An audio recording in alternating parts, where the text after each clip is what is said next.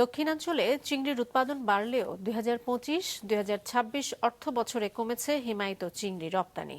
উৎপাদন ও রপ্তানির এই বৈপরীত্যে কমেছে বৈদেশিক মুদ্রা আয়ও। তবে মৎস্য অধিদপ্তরের তথ্য বলছে এ খাতে আয় বেড়েছে।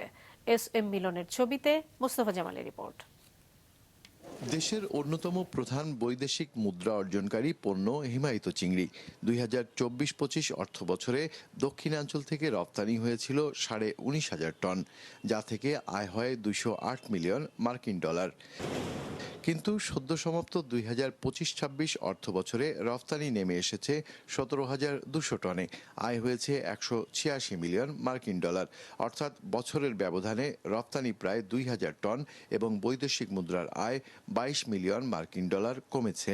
চিংড়ির বিভিন্ন প্রজাতি আমরা বিশেষ করে গলদা, বাগদা, হরিণা এই তিনটা প্রজাতির মধ্যে বাগদার পরিমাণটাই আমরা আসলে বেশি রপ্তানি করে থাকি।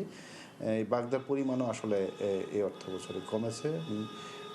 এই অর্থ বছরে আমরা 12,000 মেট্রিক টন বাগদা রপ্তানি করতে পেরেছি, যেখানে গত অর্থ বছরে আমরা 13,000 মেট্রিক টন আসলে বাগদা রপ্তানি করেছি।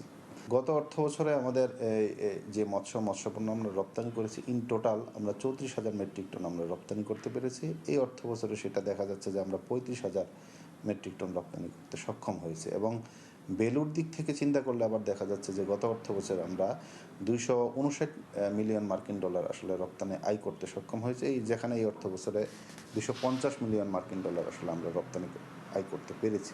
তবে মৎস্য অধিদপ্তরের তথ্য বলছে 2025-26 অর্থ বছরে দক্ষিণাঞ্চলে রপ্তানিযোগ্য চিংড়ির উৎপাদন আগের অর্থ বছরের তুলনায় 14,013 টন বেড়েছে, যদিও এ দাবি মানতে নারাজ রপ্তানিকারকরা। মৎস্য অধিদপ্তর বলছে উৎপাদন বেড়েছে, এটার সাথে আমরা বরাবরই দ্বিমত পোষণ করি। কারণ জানেন, সাস্টেইনেবল কোস্টাল ফিশারিজ ডেভেলপমেন্টের একটা প্রজেক্ট এসেছিল ওয়ার্ল্ড ব্যাংকের, যেখানে 2500 কোটি টাকা খরচ করা হয়েছে এই খাতের উন্নয়নের জন্য। আসলে সেই টাকাটা টোটাল লোপাট হয়ে গেছে। তো এটা হচ্ছে শাক দিয়ে মাছ ঢাকার মতো।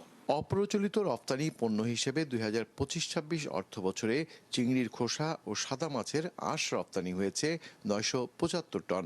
এতে বৈদেশিক মুদ্রা আয় হয়েছে 7.5 লাখ মার্কিন ডলার। মোস্তফা জামাল, মাছরাঙা সংবাদ, খুলনা।